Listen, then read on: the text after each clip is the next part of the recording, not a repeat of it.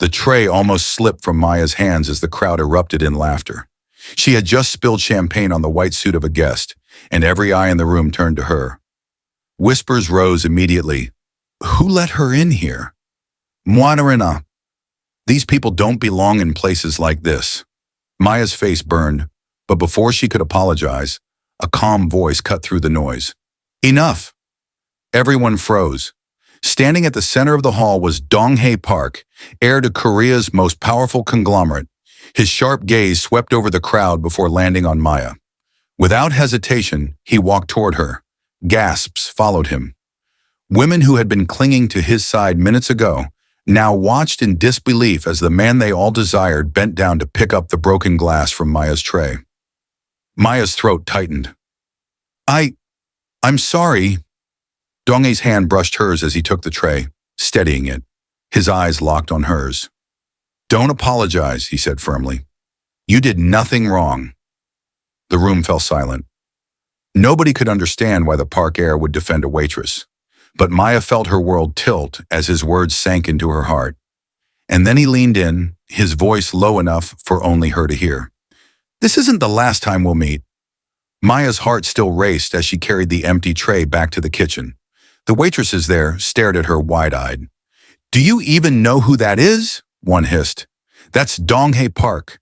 Every girl in this city dreams of him, and you just embarrassed him in front of everyone. Maya shook her head quickly. I didn't ask for his help. I just want to finish my shift. But the words rang hollow. She could still feel the weight of his eyes, the steadiness in his voice. Out in the hall, Dong-hae's cousin, Ji-woo Park, pulled him aside. What was that? You defended a waitress in front of the entire board and half the society's elites. Do you know the storm you've just started? Dong-hae's jaw tightened. I don't care what they think, Ji-woo scoffed. Your father will. He already has plans for your marriage. Do you think he'll accept you being linked to her? Dong-hae didn't answer. His silence was louder than any argument. Back in the kitchen, Maya's shift ended, and she slipped into the night. The chill air wrapped around her, but her mind was burning. Why had he defended her? People like Dong-hae Park lived in glass towers untouchable. She was nothing more than a girl trying to pay her tuition, nothing more than a shadow at the edge of their glittering world. And yet, his last words haunted her. The next morning, Maya balanced 3 part-time jobs back to back, exhaustion pulling at her every step. By the time she returned to her small apartment, her phone buzzed with a number she didn't recognize. Hello, she answered cautiously. Maya Johnson? The voice was deep and commanding. Her heart skipped. It was him, Dong-hae Park. How did you get my number? She stammered. I make it my business to know things, he said calmly. Meet me tomorrow evening. I'll send a car. Before she could argue, the line clicked dead. Maya stared at her cracked phone screen, her pulse hammering. A car? Meet him? What did a man like Dong-hae Park want with her? The following evening, a sleek black sedan pulled up outside her neighborhood. Neighbors whispered as Maya, dressed in her plain clothes and nervously slid inside. She expected to be taken to a hotel lounge or a private office. Instead, the car pulled into the towering Park family estate. The guards at the gate glanced at her with barely hidden disdain, whispering as she passed. Maya's stomach twisted. Inside, Dong-hae waited, hands in his pockets, gaze unwavering. You shouldn't have come, Maya blurted, her voice shaking. People like me don't belong here. His lips curved slightly, but there was no amusement in his eyes. That's where you're wrong, he said softly, because from the moment I saw you, Maya, I knew you were already part of my story. Her breath caught, just as a cold, sharp voice echoed from behind. Dong-hae, what is this girl doing in our house? Maya froze at the sound of the voice. Turning slowly, she found herself face to face with Madame Park, Dong-hae's mother. Her elegance was sharp, cold. Every inch of her presence radiated power. Maya Johnson, Madame Park repeated, her lips curling in distaste. A waitress? This is who you bring into my house? Maya's throat tightened, words stuck like stones. Dong-hae stepped forward, his jaw set. Mother, she's my guest. Guest? Madame Park scoffed. Do you even understand what you're doing? You're the heir to this family, and she... Her eyes raked over Maya's modest dress. She's nothing. The insult stung like a slap. Maya lowered her gaze, shame burning in her chest. But Donghei's voice cut through the silence. "She's not nothing to me," he said firmly. The room went still. Madam Park's eyes narrowed, icy and sharp. "Then you've made a dangerous mistake." She turned to Maya, her tone deliberate and venomous. "Girls like you come and go, chasing money, chasing status. But let me warn you, if you think you can stay by his side, you will regret it." Maya's hands trembled at her sides. Her instinct screamed to run, but Donghei moved closer, shielding her with his presence. "Enough," he said, voice low but fierce. "If you hurt her, you hurt me." For the first time, Madam Park's mask cracked. A flicker of disbelief crossed her face before she spun away, her heels clicking against the polished floor. But as she disappeared down the hall, her final words lingered like poison. "She will never be accepted in this family." Maya sat on the edge of the guest room bed, her fingers gripping the fabric of her dress until her knuckles whitened. Madam Park's words echoed in her head. "You will never be accepted." Her chest ached. She had always known their worlds were different, but hearing it spoken with such venom shattered something inside her. The door creaked open. Donghei stepped in, his face pale but determined. "Maya," he said softly, kneeling in front of her. "Don't listen to her." Tears stung her eyes. "How can I not?" "She's right, Donghei. I don't belong here. Look at me, I'm just a waitress. I don't have the type of your family's money, your name, your world." He grabbed her hands, squeezing them tight. "None of that matters. You matter. You've always mattered." Her lips trembled. "Your mother hates me, and she won't stop until I'm gone. Do you really want to risk everything for me?" Donghei's jaw clenched. His silence stretched before he whispered, "I'd risk my inheritance, my reputation, everything, if it means I can have you." Maya's heart twisted. His sincerity was undeniable, but so was her fear. "Donghei, I don't want to be the reason you lose your family," she whispered, pulling her hands free. He shook his head fiercely. "You're not the reason, Maya, they are. And if I have to fight them, I will." Before she could answer, the door suddenly slammed open. Madam Park stood there, eyes blazing. "This ends tonight." The next evening, Maya was summoned downstairs by a maid. She hesitated, but curiosity pulled her into the grand dining hall. At the long table sat Madam Park, her posture regal, her lips curved into a smile that didn't reach her eyes. "Sit," she commanded. Maya obeyed, her stomach tightening. Donghei wasn't there, already a bad sign. Moments later, a group of well-dressed guests entered, friends of the family. Madam Park rose gracefully. "Everyone," she said, voice sharp as glass, "meet Maya, the waitress my son claims he loves." A ripple of gasps and whispers spread through the room. Maya's cheeks burned as every eye scanned her from head to toe. One of the women chuckled cruelly. "A waitress? In this house?"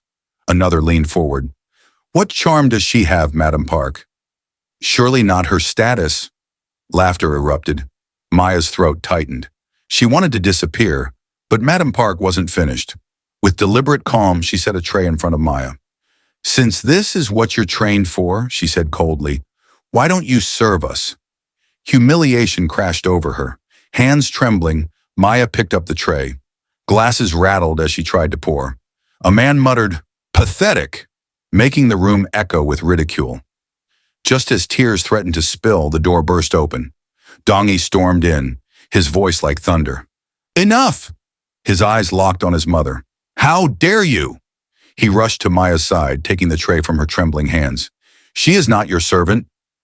She is the woman I love." Gasps filled the hall. Madam Park's smile vanished. The room froze. Guests sat in stunned silence. Their laughter choked back as Donghei stood protectively beside Maya, his arm firmly around her. "She is the woman I will marry," he declared, his voice slicing through the air. Maya's heart pounded. She wanted to melt into the floor, but Donghei's grip told her he wouldn't let her fall. Madam Park's face darkened. "Donghei, enough of this foolishness," she snapped, her voice trembling with fury. "You will not shame this family with such reckless words." Donghei turned to the guests, his expression hard. "For years, all of you have bowed to this house because of our wealth. But tonight, you'll witness the truth I will not live my life as a puppet. I choose Maya. Status, money, background means nothing. Gas rippled again. A man at the far end whispered, "He's defying his own mother." Maya's hands shook, tears threatening to spill, not from humiliation this time, but from shock. Donghae was risking everything, his inheritance and his family name, just to defend her. Madam Park slammed her hand on the table. "If you walk this path, Donghae, you walk it without me, without this family and without a name." The hall grew deathly quiet. Donghae lifted Maya's trembling hand and kissed it in front of everyone. His eyes never left his mother's. Then so be it. The room erupted in chaos. Guests whispered, some in awe, others in horror. Maya's heart raced. She couldn't believe what she'd just heard. That night, Madam Park sat alone in her study, her pride bleeding like an open wound. Donghae's defiance had humiliated her in front of Park's most powerful families. She could not let it stand. With trembling hands, she dialed a number. "It's time," she whispered coldly. By morning, Maya arrived at the Park mansion for her shift, only to find the staff avoiding her gaze. Whispers followed her down every hallway. Something felt wrong. Later, she overheard two maids speaking in hushed tones. "They say Madam Park has found something about her family." "Really? What could it be?" "Enough to destroy her." Maya froze, her heart pounding. At the same time, Donghae was locked in a heated argument with his father. "She doesn't belong here, Donghae," Mr. Park said firmly. "You saw your mother's face last night. If you push further, the family won't just disown you, they'll bury her." But Donghae refused to bend. "Then let them try. Maya has done nothing but love me. If anyone dares to harm her, they'll face me first." That evening, Maya found an envelope slipped under her door. Inside was a photograph, her younger brother sitting outside their small apartment. On the back was a single line written in red ink. "Leave Donghae or he pays the price." Maya's hands shook violently. Fear crushed her chest. Madam Park wasn't just attacking her, she was going after the only family she had left. Maya barely slept. The photo of her brother haunted her every time she closed her eyes. She wanted to tell Donghae, but what if Madam Park's threat was real? The morning sun spilled through the mansion windows, but the house felt colder than ever. Preparations for the wedding were in full swing. Florists rushed through the halls, chefs shouted in the kitchen, and every corner buzzed with anticipation. Everyone smiled for the cameras, but Maya's heart pounded with dread. In the bridal room, Maya sat before the mirror in a flowing white gown, but her reflection looked like a stranger. Her hands trembled as the makeup artist fussed over her. The envelope with her brother's picture sat hidden in her bag, burning like fire. Then the doors opened. Madam Park walked in, her smile sharp as a blade. She leaned close and whispered, "You will walk down that aisle, but you won't marry him. When the priest asks, you'll say no. Or your brother disappears." Maya's lips parted in shock, but before she could respond, Madam Park turned and swept out of the room. The ceremony began. Donghae stood tall at the altar, his eyes locked on Maya as the guests rose. She walked slowly, every step heavier than the last, her veil shielding the panic in her eyes.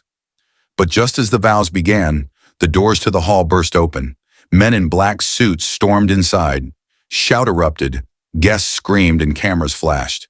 The wedding was no longer a celebration. It was chaos. The crowd erupted as the men in black stormed the hall. Guests scrambled, tables overturned, and flower petals scattered across the marble floor. Maya froze, clutching her gown, her heart slamming in her chest. Donghae rushed forward, shielding her as the men cornered Madam Park.